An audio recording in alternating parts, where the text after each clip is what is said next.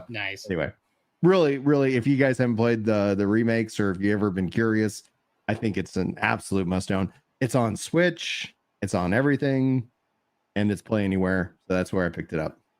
Sweet. Yeah. Speaking of Play Anywhere, we had the Xbox preview showcase yesterday, and while the games themselves were fine, there was some decent stuff shown.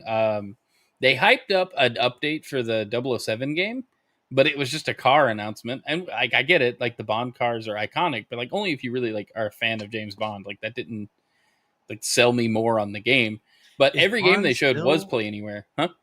Is Bond still iconic? Like, I feel like maybe around 10 years ago, I just completely lost. Yeah, it's they haven't like made movies. They haven't, the IP. The IP has kind of fallen off in the last 10 years. You're right, but I'm just saying, like, if you are excited about a James Bond game, you're not excited for what car manufacturers have licensed their cars for the game. You know, unless you're just like a James Bond like fan, like grew up or whatever. But they at the end of the showcase, they had a little like pop up that talked about improvements coming to the Xbox full screen experience, and that it is coming into like desktops and insider builds for Windows pretty soon, if it isn't already out for like the tester builds and stuff. So that's actually really promising because we all knew like the Xbox full screen experience is the testing the waters for the next console, right? Yeah. And so now like we'll be able to run it on PCs no matter the form factor. Whereas before, I think unless you were like doing like some sketchy mods, you know, you weren't getting that full screen experience running on your PC. So now like they're officially like pushing it, right? And it's coming to everybody. Like that, I guess it'll be like just the de facto like Xbox app at a certain point. But I'm really curious to see how that runs and what it does for like a like high spec like PC, you know, because it's supposed to cut background processes and everything else. So if it does that really well, is anybody going to gain performance, or is it going to really benefit more of like the mid to low spec PCs more than anything else? Which I think it will. I want to see it. Like I want to see numbers. I want to mess with it myself and kind of see how that works. Yeah, it's gonna be interesting to see. Like my hopes for what it means is like somebody wrote a like a little mod that they released and people were talking about it, and I haven't checked it out myself, but it takes all the Steam games and actually brings in the artwork. So like the UI, because especially when you look at your recently played and all your games, you can clearly see like in a Play Anywhere game and, you know, whatever an Xbox game's art, and then the Steam one is like usually just these little like icons of the game, and it's like yeah, I was like, that seems like a, you know, especially because the guy wrote that and released it. I was like, yeah, come on, Xbox, like make it look pretty, make it look great, right? You know, and it's like just make it function. I think that would be ultimately ideal. Just go out of business. Go out of business. Microsoft ain't going out of business. No, not Microsoft. Xbox. Just go out of business. No, just go away. Just stop. Just go away.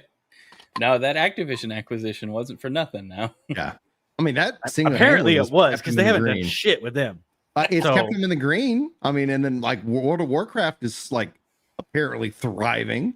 Final Fantasy 14 and you know relation like it's the reverse exodus.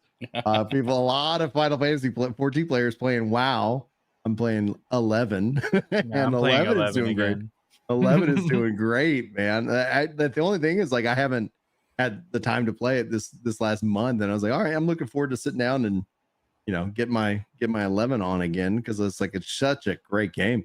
And but yeah, I think this will be a good kind of time to shift over and talk a little bit about what happened in the world of Final Fantasy this last 2 weeks in a way, because while I was out and we didn't have the show, Square Enix like basically laid off their entire California, and I completely forgot about that. They like these, and it's like, and it's been like a bloodbath. Like a lot of people like, okay, who just you know, around the same time that the Japanese government's like, hey, we're looking into laws to protect our art and creation, anti-censorship laws. Yeah, which is hilarious.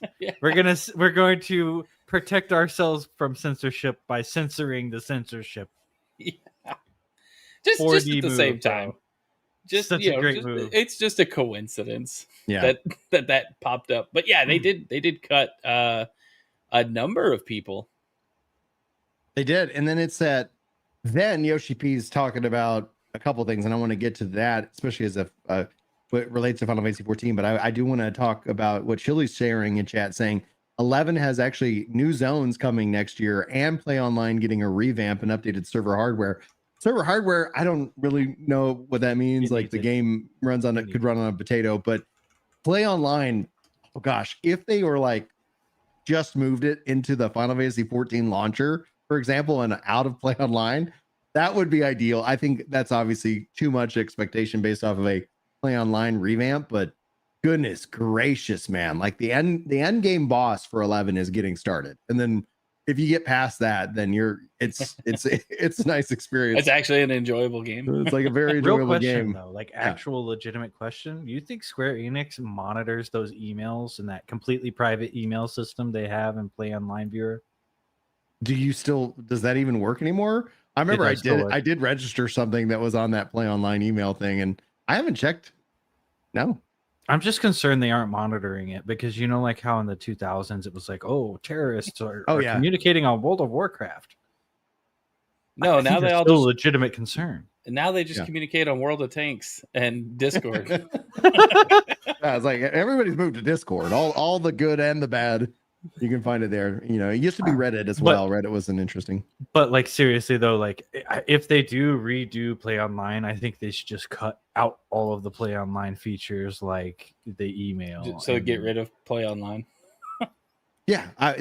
Basically. It was such an interesting vision at the time because in hindsight, because I was like, they're gonna have in multiple games and you can launch them from this service like Steam and like Blizzard's BattleNet and stuff. And then it's like just make it available everywhere. And then Square Enix was like, all right, like we're done. And they're like, you built, and they also used to have like Terramaster. You can't even play Treasure Master anymore. You can't. It's gone. So there's no point to it. Right. And so they had like in Japan, they had a couple other games that were a part of the service. It's like, come on.